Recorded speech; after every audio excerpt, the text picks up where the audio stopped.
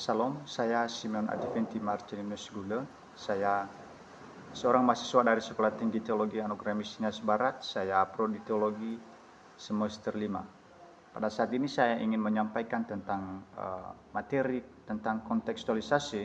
Di sini saya berfokus untuk relasi antara Injil dan kebudayaan dalam kontekstualisasi. Jadi kontekstualisasi ini sangat penting bagi seorang mahasiswa teologi atau seorang pemberita Injil. Di dalam pembahasan ini secara khusus membincangkan Injil Yesus Kristus yang dideskripsikan dalam terminologi budaya.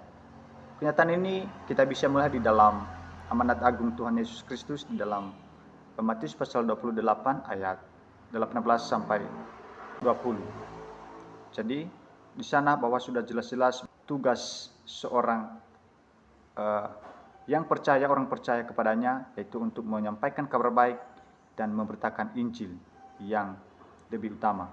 Untuk memahami lebih mendalam lagi tentang hubungan Injil di dalam budaya dalam kontekstualisasi, ada beberapa hal yang perlu atau yang sangat penting bagi kita. Yang pertama sekali bagian A, hakikat Injil yang satu dalam budaya.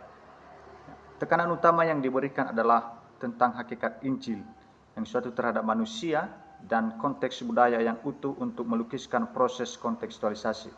Yang pertama yaitu nomor 1, manusia sasaran Injil. Tuhan Yesus dalam memproklamasikan tujuan kedatangannya yaitu untuk menyelamatkan atau membebaskan manusia dari dosa mereka. Jadi sasaran Injil ini bahwa untuk manusia, sasaran Injil ini yaitu manusia. Yakob Tomatala memberikan penegasan bahwa apabila seorang diselamatkan, maka Allah menyelamatkan dalam semua aspek. Seorang pemberita Injil seharusnya juga memiliki perhatian yang utuh untuk menyentuh keseluruhan aspek manusia, karena Injil dapat memberikan jawaban terhadap seluruh aspek kehidupan manusia. Jadi ini seorang pemberita Injil sangat memiliki perhatian yang utuh untuk menyentuh orang yang diberitakan Injil atau penerima Injil tersebut supaya memberikan jawaban terhadap seluruh kehidupan atau orang yang menerima aspek tersebut. Mandat budaya menekankan aspek sosial dari Injil, sedangkan mandat penginjilan menekankan aspek rohani dari Injil. Jadi bahwa kedua ini, budaya dan Injil ini tidak dapat dipisahkan, harus dipandang secara proporsional. Yang kedua yaitu Injil manusia dan konteksnya. Injil adalah kekuatan Allah yang menyelamatkan manusia. Di dalam Roma pasal 1 ayat 16, ketika manusia diselamatkan, maka ia akan bertanggung jawab untuk menjalankan amanat penginjilan yang di dalam konteksnya menjalankan mandat budaya dalam perspektif yang baru sebagai manusia yang telah ditransformasikan. Jadi ini sudah jelas bahwa orang yang sudah diselamatkan atau orang yang sudah menerima Injil tersebut harus sebagai tanggung jawabnya yaitu untuk memberitakan Injil. Bagian B, interaksi Injil dalam budaya. Interaksi ini dalam budaya terjadi dalam keseluruhan sistem budaya itu sendiri. Bila seseorang percaya kepada Injil, maka Injil mentransformasikan seluruh aspek hidupnya dalam kerangka yang utuh untuk kebudayaan, sehingga ia akan menjadi tidak asing bagi budayanya.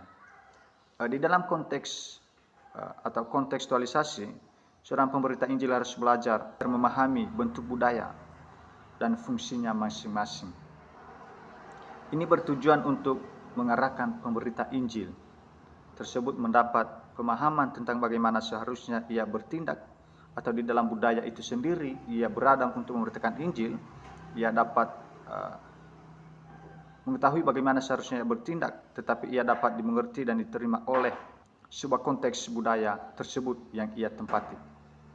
Perlu diingat bahwa terkadang Injil ditolak bukan karena Injil itu, tetapi karena sikap dari seorang pemberita Injil yang tidak kontekstualisasi.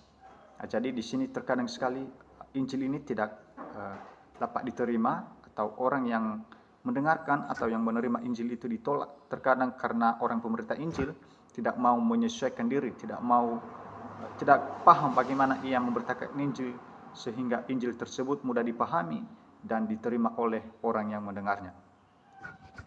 Pelaksanaan dari setiap budaya adalah manusia dalam konteksnya. Pola kerja budaya menempatkan setiap pelaksana budaya dalam kerangka dan mekanisme kehidupan yang dinamis atau progres. Ya, pola kerja budaya memberi daya dan arti hidup bagi peserta budaya dan menunjukkan bagaimana proses enkulturasi terjadi dalam setiap budaya tersebut. Dengan enkulturasi ilmiah, setiap peserta budaya belajar untuk hidup dan melanjutkan hidup dalam kerangka dan mekanisme budaya yang dimaksud tersebut. Bagian C yaitu prinsip-prinsip penerapan kerja Injil di dalam konteks budaya. Ya, jadi di sini juga ada beberapa prinsip bagaimana penerapan kerja Injil ini di dalam konteks budaya.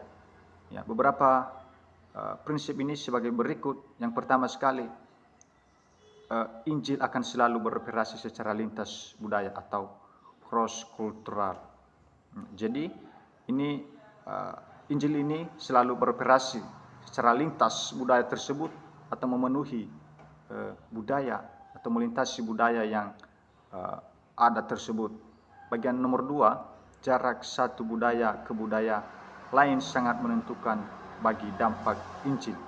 Yang ketiga, sasaran Injil adalah manusia yang multidimensi atau sebagai makhluk rohani, sosial, ekonomi, dan Injil beroperasi dan mengadakan pembaharuan secara holistik.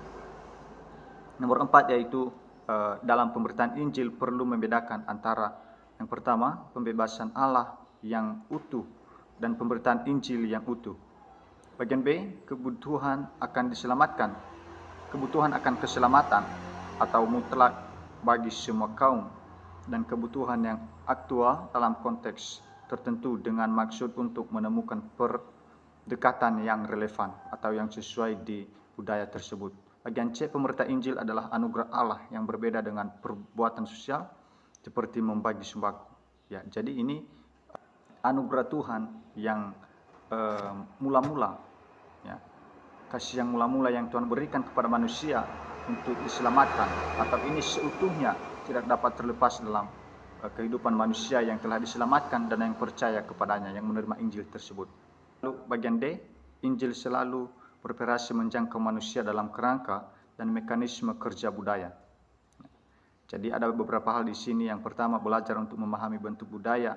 Yang kedua, berusaha memahami pola kerja budaya yang memberikan daya dan arti hidup dengan memperhatikan faktor alkulturasi dan alkulturasi. Nomor 3 yaitu mengembangkan pemahaman atas proses pembentukan budaya guna menolong supaya fasilitasi Injil. Bab 4, transformasi budaya oleh Injil. Pada pembahasan terdahulu bahwa sudah menyinggung tentang terjadinya transformasi dalam sebuah budaya yang dilakukan oleh Injil melalui enkulturasi dan alkulturasi.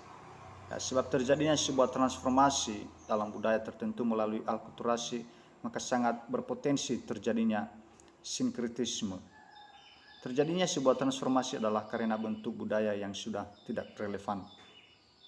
Transformasi juga terjadi karena keinginan untuk menghasilkan sebuah budaya yang baru dan yang lebih baik dari bentuk budaya yang lama, sehingga ada terjadinya transformasi.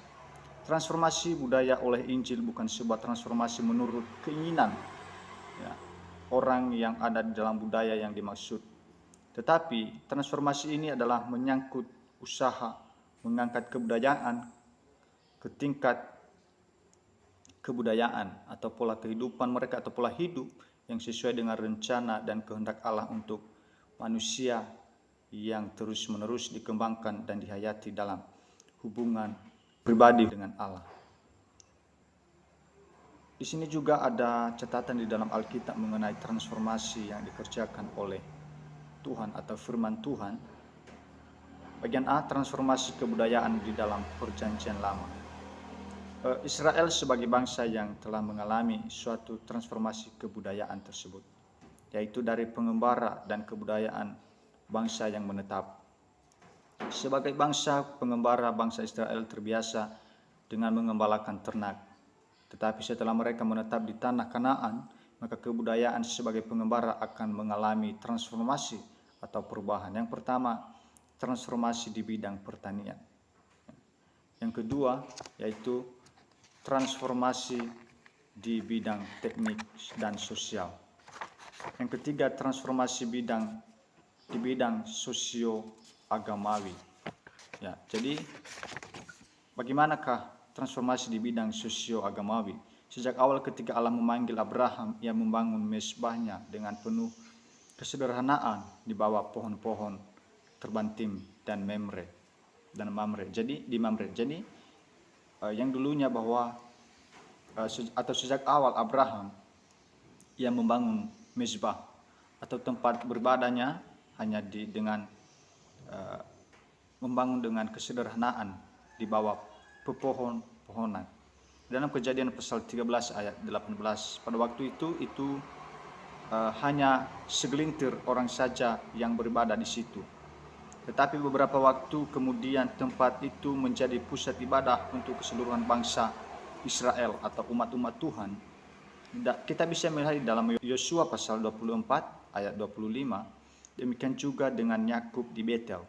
Ya, pada waktu ia melarikan diri dari pengejaran Esau, dan pada malam setelah Yakub bermimpi, ia bangun dan mendirikan sebuah tugu untuk menjadikan Allah sebagai Allahnya. Kita bisa melihat di dalam Kejadian pasal 28 ayat 10 sampai 22. Tempat inilah yang dipilih oleh Salomo untuk mendirikan bait suci, di Yerusalem, mana terjadi pusat peribadatan Israel dengan bangunan yang sangat megah. Ya, jadi di sana kita melihat bahwa adanya sebuah perubahan atau adanya sebuah transformasi tersebut. Bagian B, transformasi kebudayaan dalam Perjanjian Baru. Transformasi kebudayaan merupakan akibat atau hasil dari kontekstualisasi tersebut, di mana Injil memasuki suatu konteks atau budaya tertentu dan akan terjadi perubahan. Ya, akan terjadi perubahan. Dalam Perjanjian Baru secara khusus terdapat banyak hal praktis tentang kontekstualisasi. Di sini hanya mengungkapkan beberapa contoh dan mencoba menelusuri proses kontekstualisasi yang menghasilkan transformasi kebudayaan, yakni Injil memasuki konteks budaya yang mengakibatkan pergeseran nilai, sikap, dan bentuk-bentuk baru. Di sini ada beberapa contoh yang akan dikemukakan, bisa diperhatikan dengan metode hermeneutika. Yang pertama, 1 Korintus pasal 11 ayat 2 sampai 16. Kisah Rasul pasal 14 ayat 8 sampai 20 dan Kisah Rasul pasal 17 ayat 16 sampai 31.